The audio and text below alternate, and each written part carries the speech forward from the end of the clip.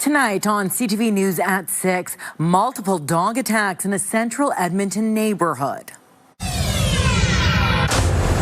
A disabled man and his service dog are attacked, and others say they've had close encounters with the loose dogs. It just happened so fast. At first it was just the one dog, and then while I was fending that one off, another one came and started attacking Coco on the front of her face.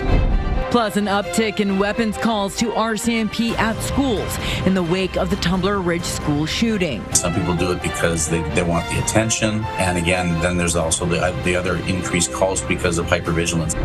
And a local artist getting creative with cutlery. When I started putting forks on, I'm like, well, that's it, right? And then now I had to find 25,000 forks. Daytime highs staying above zero through the weekend, but some snow and a big cool down on tap for next week.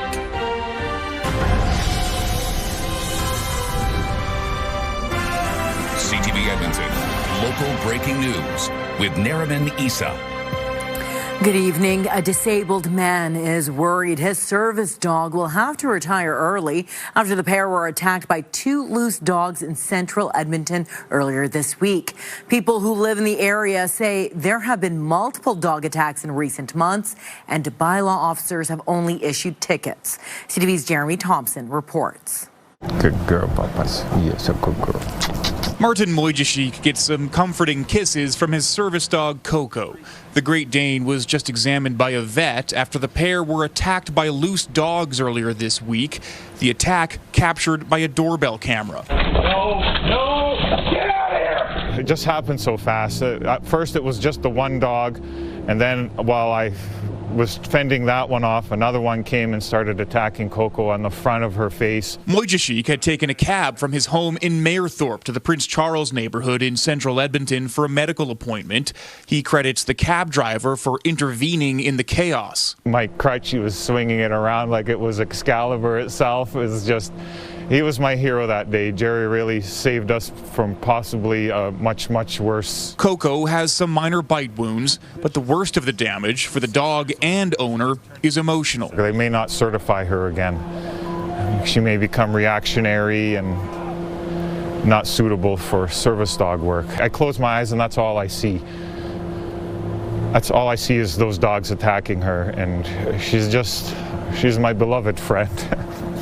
People who live in the area tell CTV News these dogs have attacked others in the neighborhood. These guys just seem to be constantly running free and causing nuisances. Vet tech Erin Anderson says she's spoken with city bylaw officers who told her they've talked to the dog's owners and issued tickets. You just feel like you keep reporting and there's nothing that they can do but ticket. The city confirms there have been multiple dog attacks reported in the area and said it will provide more information next week. Okay, you're squishing my face now. Mojashik says he'll keep Coco even if she can't be recertified. A new service dog would take years of training and tens of thousands of dollars he doesn't have. Jeremy Thompson, CTV News, Edmonton.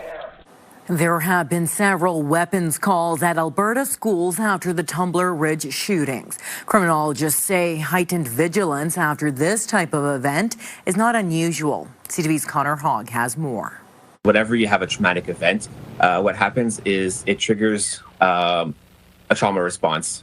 Since Tuesday's shooting in Tumbler Ridge B.C, Alberta RCMP say they've responded to 4 weapons calls across the province. They say the first, in Edson, happened concurrently to the B.C. shootings. There were also calls in Sherwood Park, Fort McMurray, and High River in the days following. All 4 ended without incident, though there were arrests in Fort McMurray and Edson. There's no way to really know if these weren't incidents that were already planned and, they just happened to be executed all in around the same time, or if it was due to any other lingering effects and so on. Criminologist Dan Jones says people react to incidents like Tumbler Ridge differently. He says it can lead to hypervigilance in the community or give people ideas. He says working as a police officer after the 9/11 attacks in 2001, he saw multiple bomb threats. Some people do it because they want the attention. And again, then there's also the other increased calls because of hypervigilance. When asked about the BC shootings, Education Minister Demetrius Nicolaides said he'll be requesting security audits from school boards, as well as a look at safety standards across the province. Make sure that we have adequate minimum standards for our school divisions and evaluate whether those minimum standards need to be elevated or updated. RCMP welcomed the hypervigilance from communities, saying they would rather go to a call they don't need to be at than not get the call that counts. I don't think that with the current situations that have been going on and the current climate, I don't think there's such a thing as necessarily being, overcautious. Both Edmonton's public and Catholic school boards say they're awaiting direction from the province on a security audit. Connor Hogg, CTV News, Edmonton. An officer who dropped off Justin Bone in Edmonton against a court order testified today. Bone is charged with killing 2 men in Edmonton's Chinatown in May of 2022. Prior to the deaths, Bone had been released from custody on conditions to stay at the home of a court-approved surety in Alberta Beach. He was also ordered not to be within Edmonton city limits. The RCMP officer who dropped him off testified that the surety was concerned about Bone hurting him or the property. He wanted Bone to leave.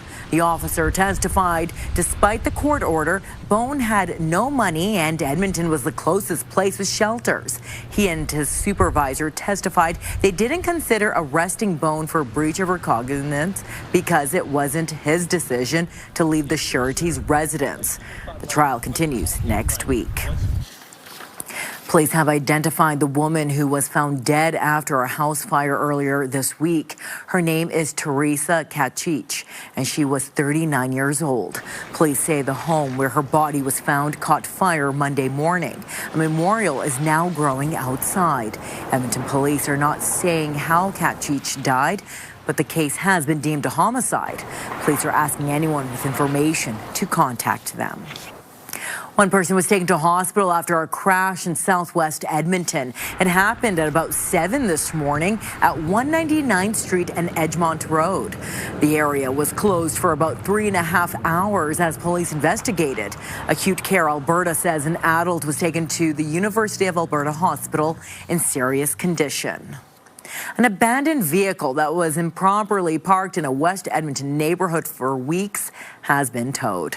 On Wednesday, CTV News spoke with people in the Edgemont neighborhood who called the car a safety risk. It was parked away from the curb, had broken windows, flat tires, and tickets and warnings on the windshield.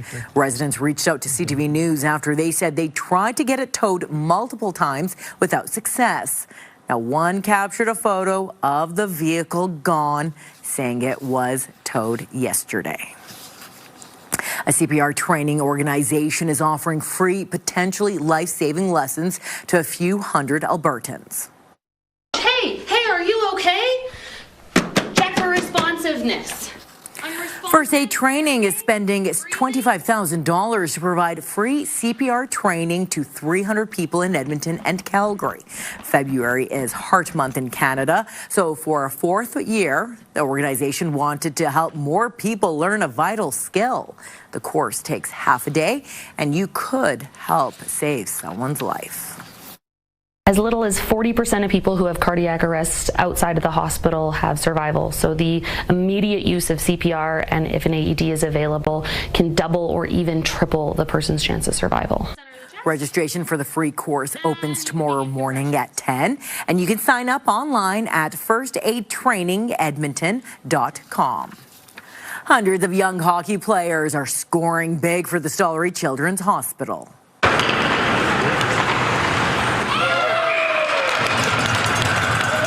This weekend is the 15th annual Tumbler Ridge Family Day Classic. A record 108 hockey teams will face off against each other at the Terwilliger Rec Center. Money raised will go towards the Tumbler Ridge Children's Hospital Foundation's Giving Comfort program. It offers support to families who have to make an emergency trip to the hospital. Get the chance to be able to receive items of comfort, whether it's a phone charger, a blanket, something they need, making their hospital stay a little bit less scary, helping to reduce that anxiety or fear of being in the hospital, and giving them all the comforts of home. This year's fundraising goal is $500,000. More than $5 million has been raised since the tournament's inception. Well, it is the final stretch of what could possibly become the world's longest hockey game. 40 players are on the ice in Sherwood Park for a few more days, duking it out for the top spot and raising money for blood cancer treatment. A live stream of the game that's been on since last Thursday. So the goal is raising money to make a specific blood cancer treatment permanent at the Cross Cancer Institute. Raising money for this time for the CAR T cell therapy is going to be an amazing program at the Cross, one of a kind. CAR T therapy is the reason I'm standing here. I went through 2 years of the traditional chemotherapy and radiation, and I relapsed 4 weeks after that. I was planning to go to hospice. I was offered a spot in the CAR T trial, and here I am. So it saved my life. Both teams logged in more than 11,000 shots on net so far. The winter event started in 2003, and this is the 8th game. Now, this year's fundraising goal is $1 million. Organizers will match each dollar donated up to $100,000 from now until the final buzzer, which will be on Monday at 6 p.m. Northwest College students are making some Olympic predictions by dissecting more than 100 years of data. The goal for the students is to practice their skills in machine learning and creating models with data, and the more we can work on real world data and some of the messiness that comes with that, the more experience they get. Now, over the last few weeks, students have been creating models to forecast Olympic medals for Canada. They looked strictly at medal wins over time to come up with their models. The results of our model is that we are 96% confident that Canada is going to win one medal in this Winter Olympics in hockey. And of the 3 medals that we could win, we're 74% confident that Canada is going to win the gold. The students' models also predicted that Canada would win 17 gold medals overall. So far at these Olympic Winter Games, Canada has claimed 7 medals. None have been gold. It's early. It's early. You know what else is early? Our spring, because apparently winter is coming back next week. Yeah. Let's bring in Josh. Josh, you're here already. And Josh, let's give that terrible news pretty much the last day of the warm weather today. Well, you got 2 more. You got 2 more. It's 7 degrees for a daytime high today. Tomorrow should be about 4, maybe 5. Monday is the first day since February 1st that we'll have a daytime high back below 0. Take a look at your almanac. 7 degrees puts us 10 degrees warmer than average. We started the day at 0. Didn't even get below 0 overnight last night. That'll change overnight tonight. We'll drop to about -4 or -5. We've currently slipped all the way to 2 in downtown Edmonton. And the Villeneuve Airport is already below 0 at -1. Light wind right across the region, though, and that'll be the case for the rest of tonight. We've got some increased cloud cover that'll slide in later on this evening, but in the last couple of hours, there's been some breaks in those clouds. That's the view from the CTV drones, brought to you by Century Casinos. 3 great locations, Edmonton, St. Albert, and Century Mile. The cloud cover is broken over the Edmonton area, but it is thickening up further to the west, and you can see there's actually a little bit of snow there, just east of the Edson region, northwest of Drayton Valley. I don't think we're going to get more than maybe a handful of snowflakes in the Edmonton area. For the most part, should be just cloudy skies overnight tonight. -5 tomorrow morning, and then some sunny breaks tomorrow afternoon, and a high of about 4, maybe 5 degrees. Still above 0 for a daytime high on Sunday, and then by this point next week, we'll have had 3 or 4 straight days where temperatures may not have gotten above -10. We'll take a close look at that big cool down in just a few minutes. Well, still ahead, clear intentions. It's time to build. A call to action on pipeline development from Canada's energy minister. There's no question as an event goes, it gets people out shopping. And it appears Albertans are eager to show their affection by spending a little extra on Valentine's Day.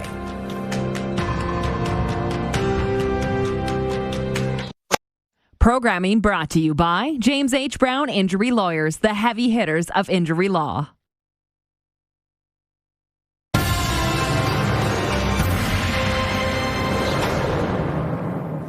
Canada's energy minister is urging action on pipeline development and climate-related agreements. Tim Hodgson emphasized the need for speed, investment certainty, and export diversification during a keynote address in Alberta today. CTV's Mark Valentine has more. It's a rare round of applause for a Liberal energy minister in Calgary, telling a crowd of oil and gas executives that he's committed to building a pipeline from Alberta to the Pacific coast. Everyone understands what's at stake.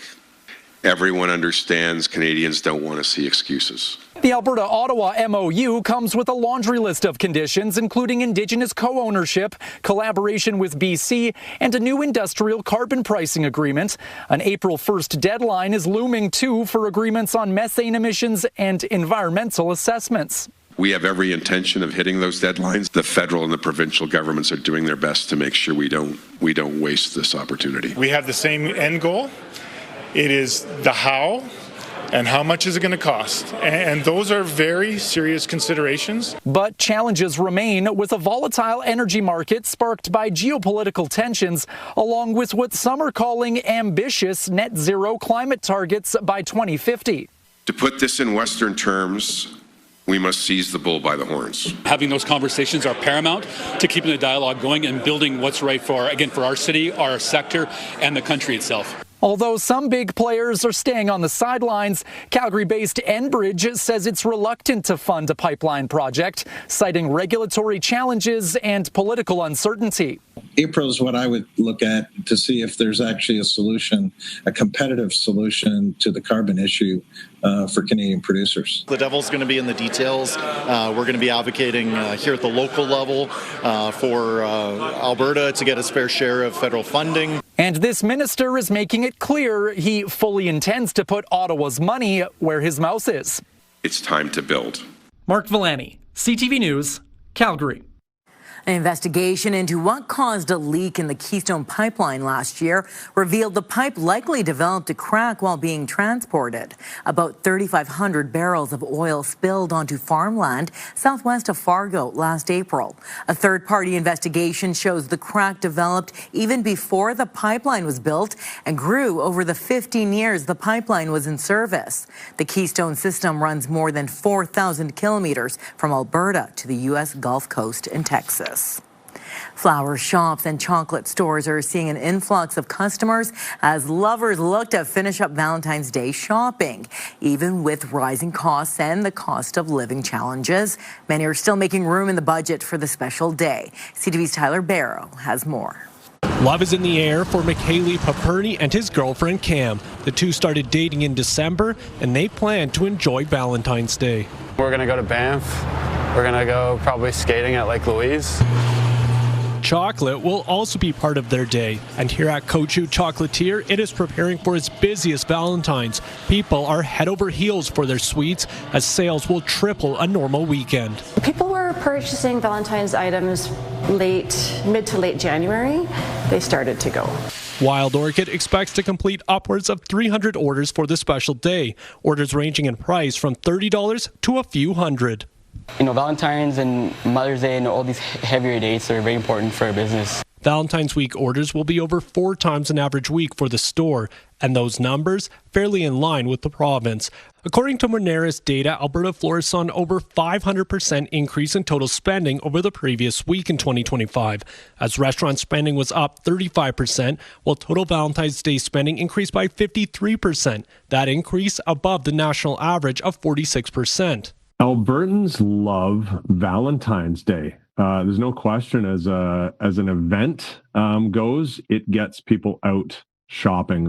Last year's Valentine's Day fell on a Friday, helping boost spending. And this year, it's on a Saturday, which McCormick expects people again will spend on the experience, even with many facing economic challenges. If Valentine's Day falls under the category of an experience, and let's be honest, it is an experience. It's the experience of spending time with your loved one. Which some are keen on. Spend a bit of money there, and I don't know, it's kind of nice just to show some love. Others are giving in. Quite frankly, I feel pressured by my wife to spend more on Valentine's Day. Tyler Barrow, CTV News, Calgary.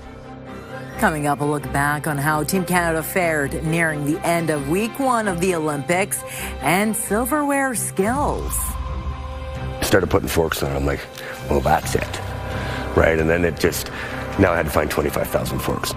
Oh, an Edmonton area artist is upcycling utensils. If you've been in love with the weather we've had leading up to Valentine's Day, your heart may break when you see the forecast for next week. Those details right after that.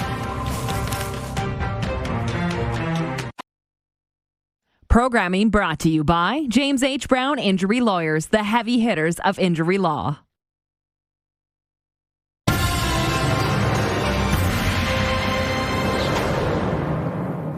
An artist south of Edmonton is getting creative with cutlery. He's managed to build an entire zoo out of old forks, spoons, and knives. Now he's finding success seeing propane tanks in a new light. CTV's Matt Woodman explains. David McCauley has spent a lot of time fixing old equipment in his central Alberta shop. I was taking junk that people would look at and go, there's no way you're fixing that, and turn it into something. One day that work sparked a new idea. There was leftover pieces, so I just came down to the shop and I just started to create art. Now, 6 years later, his workshop, the Upcycler, looks more like a zoo. We've got the polar bear, the wolf, we've got an eagle, we've got the aquarium life. Each animal crafted from cutlery. This isn't something that I was educated to do or taught to do. This is something I learned to do by doing. He started with different metals, but nothing looked quite right until he finally found his silverware lining. When I started putting forks on it, I'm like, well, that's it, right? And then now I had to find 25,000 forks. Since his first piece, this pokey polar bear, McCauley has also finished Drew the peacock, Drake the duck, and Justin Beaver, complete with a nickel tail and glasses. He looks angry without the glasses. And now he just looks like a smart beaver. Lorraine Birkin is one of the half a dozen people working at the Upcycler. We're always trying to outsource and just keep whatever we can out of the landfill. Although she and McCauley say it never really feels like work. When you have fun in life, you don't feel like you work, you're doing something right. I get to fork around every day. McCauley is always traveling around Alberta looking for different metal materials to work with. His art is becoming so popular, people are now mailing him utensils. This package just arrived from Ontario. People have sent them from Germany, from the Netherlands. And they're not just utilizing utensils. We want your propane tanks. McCauley started turning old tanks into light-up lanterns a couple of years ago. I've got one lady that's got 30 in her yard in Texas. There are hummingbirds, sports stars, even rock and roll legends like Ozzy Osbourne. That's actually going to go to Sharon. No, it's a surprise. He says he's already working on filling more than 300 orders this year. Now he wants to help other creators find similar success. I have a huge vision. I have a huge goal to bring other artists out here and allow them space to create. Allowing other artists to grow as his work glows. Matt Woodman, CTV News, Fallen, Alberta. We actually have that in the newsroom, and at first I thought it was a full propane tank. I'm like, I don't think we can I was keep that wondering here. Where that came from. They had to show that the inside is cleared out. I was like, I don't know if our boss is going to like that much. All right, let's talk about, there will be some heat this weekend. 4 degrees tomorrow, 2 on Sunday, so still above 0 for daytime highs. We're at 2 degrees right now as you look through the River Valley Skycam. It's brought to you by Action Furnace. Fixed right or it's free. 7 degrees for a daytime high, 4 in Grand Prairie, get up to 5 degrees in Fort McMurray today. High level even made it to the freezing mark. So take a look at this temperature calendar. Look at that. The last time we were below 0 for a daytime high, which was still warmer than average, February 1st. And not only has it been above 0, it's been above 6 degrees every single day. And when you look at consecutive streaks of 6 degrees or hotter in February, we added to the record 12 straight days. Yesterday, we beat that record set back in 1916. Look at last year, though.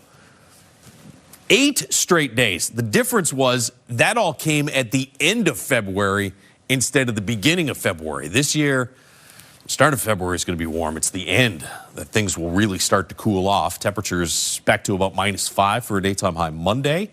And then maybe there's a little bit of a bump here in temperatures. I'm going -10-ish for Sunday of next week. There's a chance we maybe get to -7 or -8. The bottom line is the temperatures for most of the last half of February are going to be in the -10 to 15 range for daytime highs. Big swing from where we've been. There's your cloud cover. Clearer skies further to the north. Bit of light snow falling off to the west there. I think that all falls apart before it hits the Edmonton area, but there will be, for the next few hours, still some light flurries and snow in through that area along Highway 16 just west of the Edmonton region. Overnight tonight, most of that snow starts to drop south, so Rocky Mountain House west. You get a chance of some flurries or light snow to start the day tomorrow. This is 8 a.m. We'll be cloudy here in the city. Red Deer area might see a couple scattered flurries sort of mid-afternoon, but it looks like all of that precipitation will avoid the Edmonton region. We'll get some sunny breaks in the afternoon. And then this snow Saturday night into Sunday morning that develops across the north, that likely misses Edmonton as well as it slides off to the east-southeast. So that's part of a low that'll have a cold front trailing behind it, and that will usher in the big cool down for next week. 2 in Fort McMurray. It's -1 in Grand Prairie right now, 2 in Edmonton, and 0 in Red Deer, Jasper. Still just slightly above the freezing mark. -5 tomorrow morning. Cloudy skies overnight tonight, and then some sunny breaks through the day tomorrow with a high of 4 mid to late afternoon. We'll drop to about -7 Sunday morning, and then 2 degrees for a high Sunday afternoon. Here's your cool down and some snow. Starts as early as Monday night. Tuesday looks like the best chance for some accumulating snow. This could be several centimeters of snow and gusty as well to go along with the colder temperatures. Still some flurries possible Wednesday, and that cold air sticks around at least through to the end of the 10-day trend, probably right through to the end of the month. All right, thank you, Josh. Well, Connor McDavid scored the first Olympic goal of his career today against Switzerland. The Oilers captain opened the scoring for Canada on a power play early in the first period. McDavid also picked up 2 assists in Canada's 5-1 victory over the Swiss team. He now has 6 points through his first 2 Olympic games. Team Canada's next game is Sunday morning against France. Now here's CTV Scott Hurst with a look at how the rest of Team Canada fared as we near the end of week 1. Courtney Saroux proudly displays both her medals from Milano Cortina. I feel so grateful. It feels unbelievable. The 25-year-old from Moncton, New Brunswick is Canada's first double medalist at these Olympic Games. She won silver earlier in the week alongside her teammates in the mixed relay event and bronze in the women's short track 500 meter. I didn't want to leave the ice with any regrets, so I just went for it and gave everything, and it got me some extra bling. And she has a shot at even more medals to come in the Olympic competition. Staying on the ice, a busy day for the men's curling team led by Brad Jacobs. They are the oldest group in the men's curling competition and used every bit of age and experience in a 6-3 win over the Americans, who are the youngest squad in the competition. Team Canada also beat Sweden today. The Canadian rink is now 3-0. On the women's side, a stunning upset for the top-ranked Canadians. Rachel Homan's squad lost to the Americans 9-8. With the loss, Team Canada is now 1-1 in the preliminary round.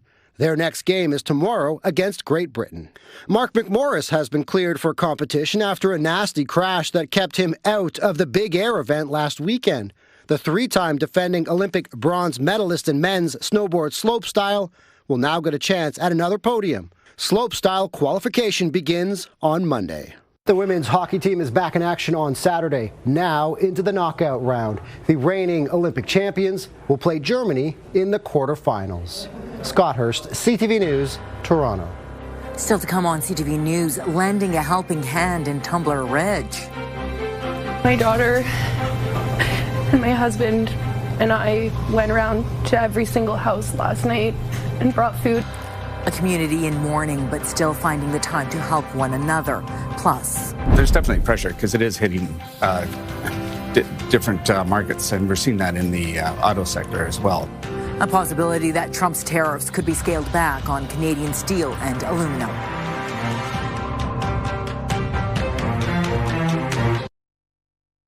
Programming brought to you by Century Casino. 3 great locations: Edmonton, St. Albert, and Century Mile.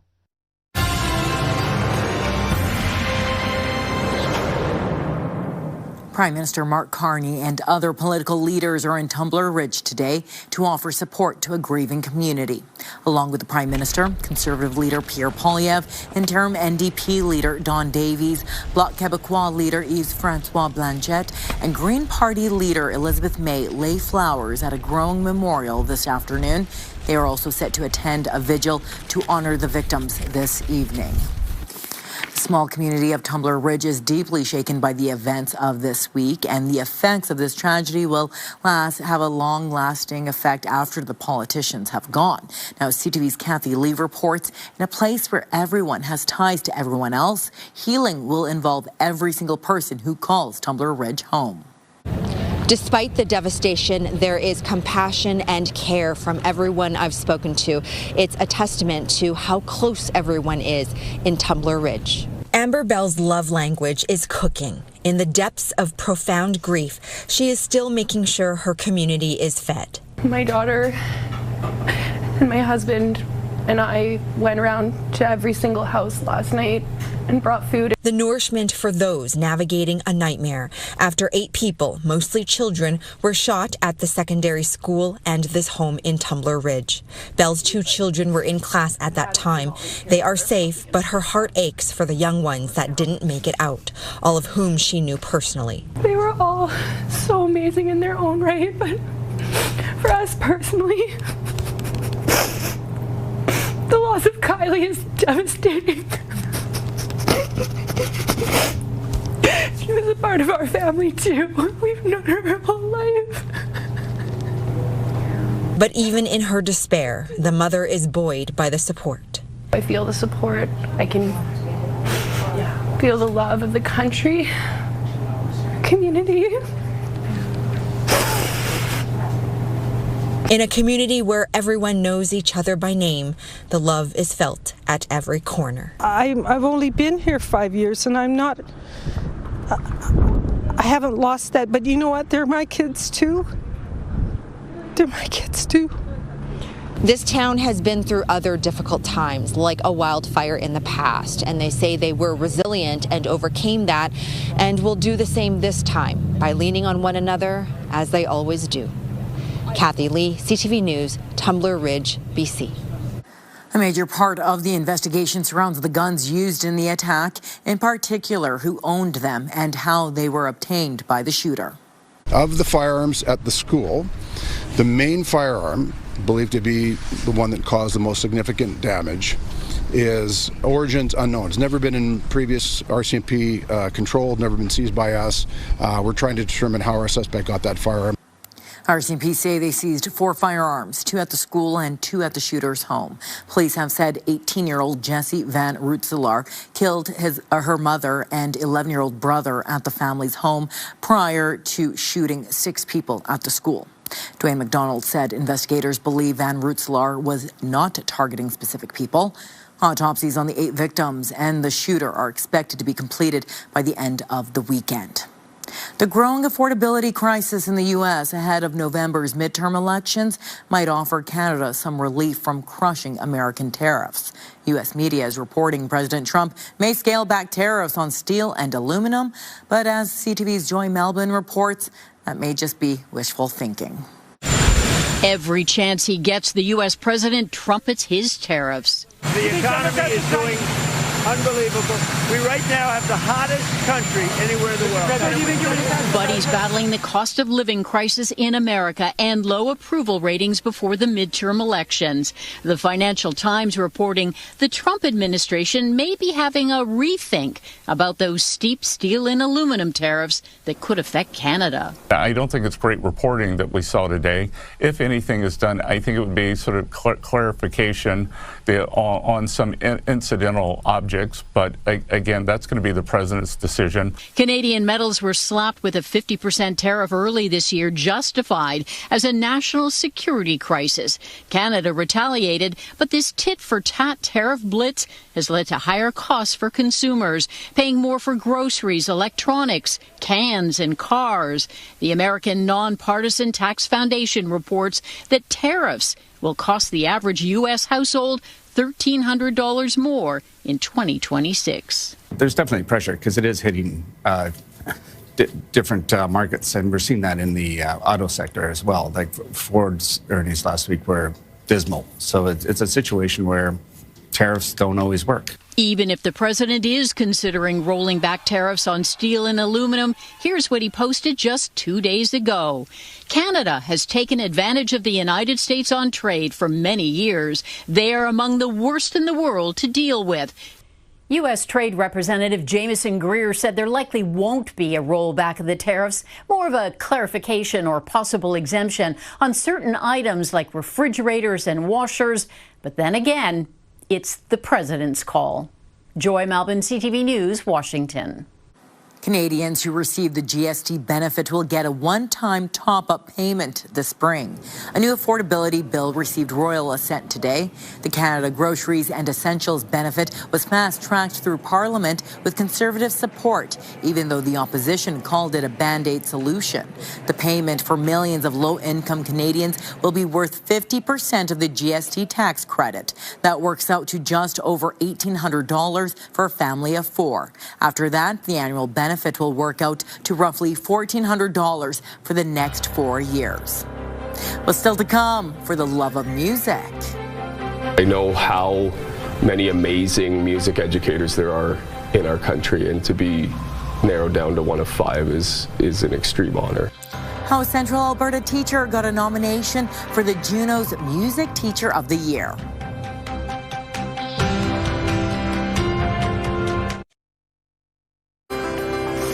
Taking a look at today's markets, the Canadian dollar traded for 73 cents to the American dollar. Oil was up 5 cents, closing the day at $62.89 U.S. a barrel. Gold gained nearly $98 on the day. The TSX and the Dow Jones both finished the day higher, up 608 points and 48 points respectively. A small-town band director is heading to the Junos next month after being nominated for a National Teacher of the Year award. CTV's Kevin Fleming finds out how he got that nomination.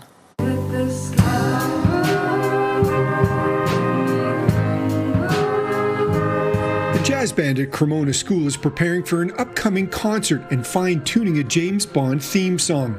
At the helm is Alec Hutchin, the school's band director. He's the lone music teacher in a kindergarten to grade 12 school with 382 students. To be honest, I think it's extremely beneficial because I get to see them from the start and make sure that all the pieces are in place to move on to the next level and keep growing. Oliver McKinnon has spent 7 years in the band program and says everyone is proud of Mr. Hutchin's nomination for Teacher of the Year. I think it's pretty amazing, and I know he's the only one from Western Canada, and I think he's very deserving with how much he's done for our program and how hard he's got us to work for it, and with how much other stuff he does at our school as well. Like, he's our academic counselor and he coaches volleyball. Hutchin's growing the music program at the small town school to 4 concert bands and 1 jazz band. Claire Friesen says it's his personality that makes band fun. He is absolutely hilarious. He jokes around with us a lot. He's really enthusiastic about band, and that makes us enthusiastic. He makes sure everybody, no matter their circumstances, is able to play. Ashley Bellamy is a graduate of the school, and now her 3 children are enrolled here. She's happy he's been nominated for the award. It's incredible, and he is so deserving of it. He goes above and beyond for our students, and I wouldn't expect anything less for him, honestly, the amount of time and effort that he puts in. Hutchin is headed to the Junos in Halifax at the end of March, where the award will be handed out. It's an honor because I know how many amazing music educators there are in our country, and to be narrowed down to one of 5 is an extreme honor. Kevin Fleming, CTV News, Cremona. A local artist will have a new piece in a high-profile location. Indigenous artist Lance Cardinal now has an installation at the Edmonton International Airport. You can find it on the arrivals level. Cardinal says he's been speaking to the airport about a collaboration for years. He wanted his piece to encompass the theme of welcoming people to our city, Treaty 6 and Métis homeland. Cardinal says it's a dream come true. I think every artist dreams of a piece like this where you have people seeing it every day, having thousands of guests walk by, see your work, and of course acknowledge Indigenous presence in our province. What a beautiful thing. It's very, very exciting. This installation was unveiled today ahead of the International Indigenous Tourism Conference in Edmonton. That starts on February 17th. The inaugural Okia Chorale Film Festival celebrating Indigenous film has begun in Calgary. The Film Fest showcases filmmakers from the Treaty 7 territory and Indigenous storytellers from across Alberta, British Columbia, Yukon, and the Northwest Territories. Those behind the film festival say they are very proud it's finally getting off the ground and are excited for the future. Where we want to go is to actually be a part of the film community in a much more in-depth take with them. You know what I mean? Is moving forward with the bigger leagues like Calgary International Film Festival, Calgary Underground Film Festival.